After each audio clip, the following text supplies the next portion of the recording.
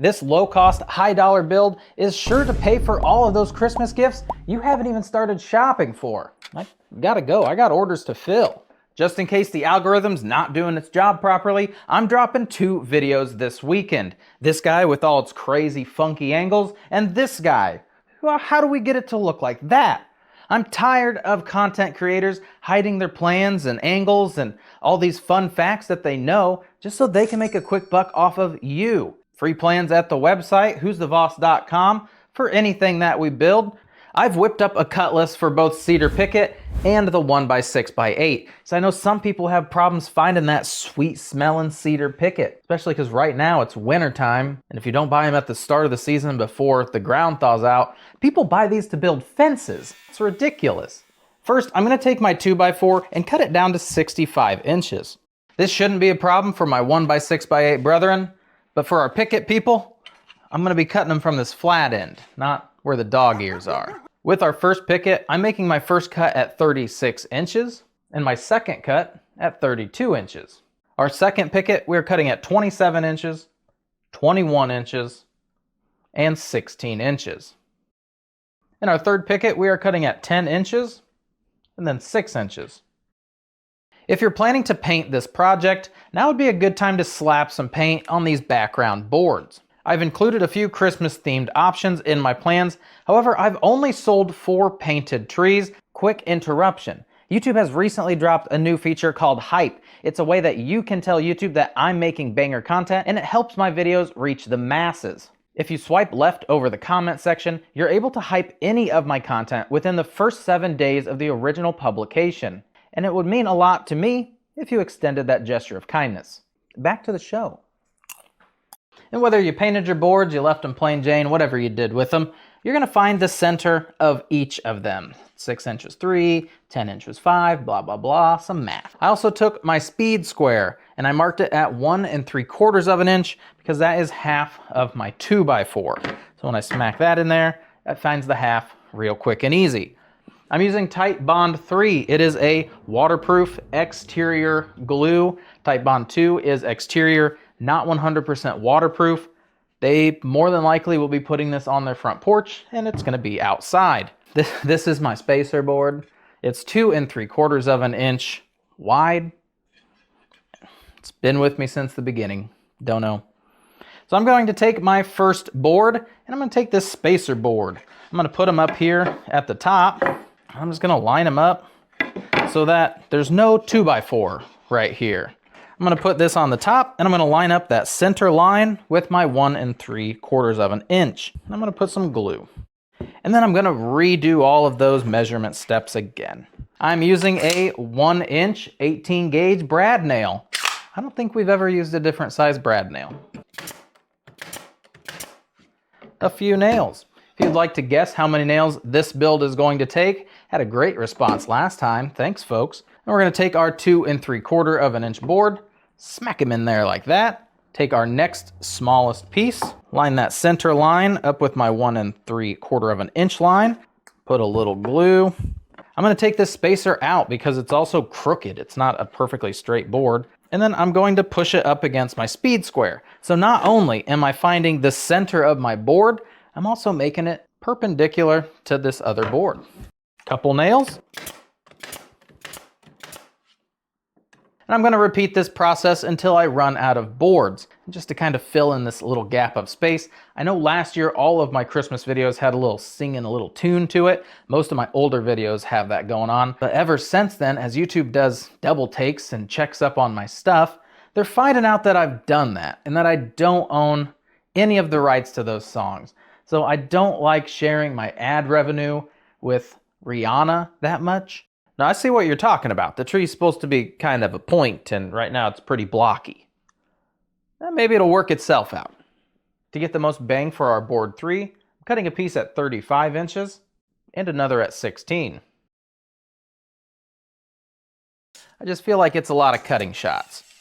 Next we're going to 30 1/2, 20 1/4, which is 50 3/4, and then 18 inches, 68 1/4. And lastly, board 5, we're just cutting off a 25 1/4 inch piece. That's it. This part might make you frustrated with your tree being all goosey. If you take just an extra piece of 2x4, slide them underneath, both sides if you'd like, makes it real nice. On my pieces stacked up, again, from biggest to smallest, you're gonna take your smallest piece, you're gonna put them up here at the top. That's actually a horrible spot to start. We're starting at the bottom because it makes more sense. This point and this point, so the bottom of this board and the bottom corner of this board. I'm going to put my board just like that, and that's where it's gonna go. And you're gonna do that the whole way up. Bottom corner, bottom corner, bottom corner, bottom corner, one or two more times to show you something cool. And as you start to enclose this piece, you're gonna see the bottom corners actually begin to get tighter and tighter to where this board intersects this bottom corner. So bottom corner and to the top. So that's how you get that. It kind of raises up. Yeah. Right there, right here.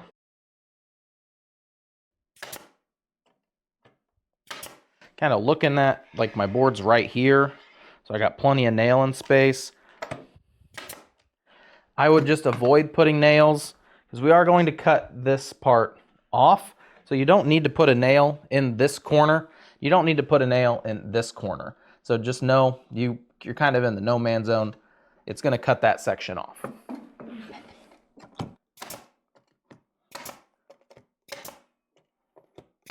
Heck, yeah, why not? I'm going to apply glue where I can. I'm going to shoot a couple nails. 1-inch brad nail isn't going to go through my material. It's perfect.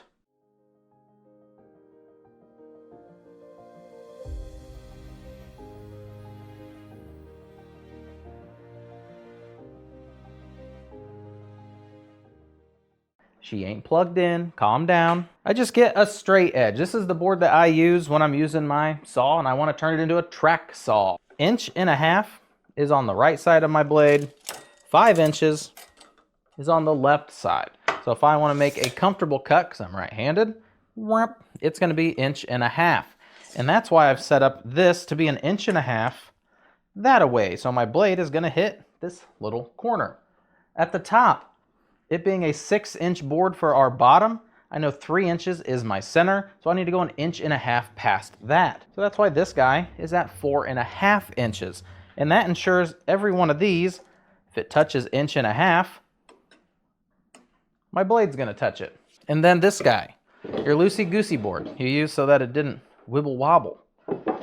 Just make sure it's out of the path of your blade. You don't want the blade to catch that. And setting your blade depth so it's about 1/8 of an inch past that bottom board. You don't want it to be all the way down. That's dangerous. And although our project's starting to get a little heavy, I did secure my clamp at the top to the workbench just so nothing goes haywire. And then slicing the ends to make it look more like a tree. Cedar is a very porous wood and it slices like butter if you've never worked with it. If you're using 1x material, just be cautious for any kickback. And now all your boards have a perfectly straight, clean edge.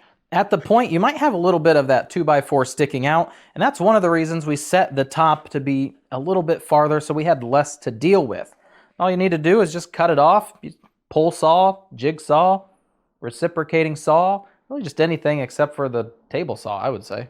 To create the legs, I cut 4 pieces of 2x4 down to 16 inches, and at the 2-inch mark with 45-degree angle, I just nipped the edge of them so that they had this nice clean look. If you're building this from that 1x6 material, you can make the legs from pine. They're plenty strong. But with cedar being porous, it doesn't really have much structural integrity. And if I glued the board in there over time, it might work itself loose due to weather and just the forces of wind and different things that these trees might experience. And that's why I'm building them out of the 2x4s. It also looks like a sturdier, heftier bottom. And just going to take 1 extra leg, set it over here. This guy's going to go right there with a little glue. Just using a 2.5-inch screw. They're actually Craig screws. I don't know why I have so many 2.5-inch ones. I'm just trying to get rid of them. And as I work my way around the base, I like to just put a square on here just to make sure everything's nice and flat. This guy's not sticking down. It's going to make everything all wobbly. And these two sides are the hardest to do, but if I take my board and I just smack them against the bottom of this board, kind of holds it in place. And this is what the leg configuration looks like once you get it complete. Kind of has a windmill type of look. Let's talk profitability. I bought that at Walmart. I put my own caster wheels on it, but you buy the top and the bottom separate. It's the most adorable kit you can buy. 5 pickets, $3.28 each. 2 2x4x8s at $3.55 each. Glue, 17 cents. Nails and screws, I'm putting it in here for you, 21 cents. Completely guessed. Electricity was 15 cents. It takes me about an hour to knock one of these out. 45 minutes if I'm really chugging along. I got the pickets ready to go. Everything's groovy. Equipment usage is 1 penny or whatever we're going to start using per hour. And somebody asked me in the last video how I factor in that total. I'm not really counting the cost of my machine because I bought it 10 years ago. It's 150 bucks. Nothing. Cost me nothing per hour. Plus, you own it at this point. There's no primitive maintenance. There it is, your machine. And my blade is what's important. The blades cost me about $48 each. It's a Spider 80 tooth blade that I'm picking up at Lowe's. 48 bucks for that. You can use your blade for about 6 months to a year depending on the usage. At that point, you need to replace it or sharpen it because a sharp blade is far safer than a dull blade. I don't sharpen them. I don't know anyone around here that sharpens them. So out they go, in ones come in. So every 6 months, I replace my blades. I do it in July, I do it in January. And you just keep that process up. 180 days in that 6 months, $48 for the blade itself. 48 divided by that 180 gives me about 26 cents per day. And that's about 1 cent per hour of running the machine. And you also have to think about, I'm not cutting boards the entire hour. I'm cutting this, which is very soft. It loves this stuff. If you're cutting vinyl plank, know you're going to replace your blade afterwards because it dulls them in a heartbeat. Looking at $24.04 for that total build cost. I'm getting $100 all day, $120 if we're painting them. Again, this way more profitable than the painted one because it takes a lot more time. $75.95 is my take-home profit. Not counting gas, just make a trip when you're going up there. I don't ship them, I don't handle them. There it is. That's going to eat all of that cost away because how are you going to ship this? Same with the snowflakes, they're just too large. I don't ship those snowflakes. I don't ship a majority of my small crafts because it just costs so much money. People aren't going to want to pay the same cost as the item for shipping. Go knock this guy out. Sweet. Fun. Hope you learned something. Bye.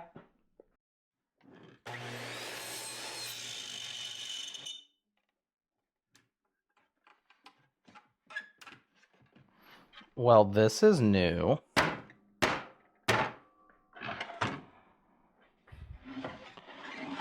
She don't like that knot there, bud. She didn't like it.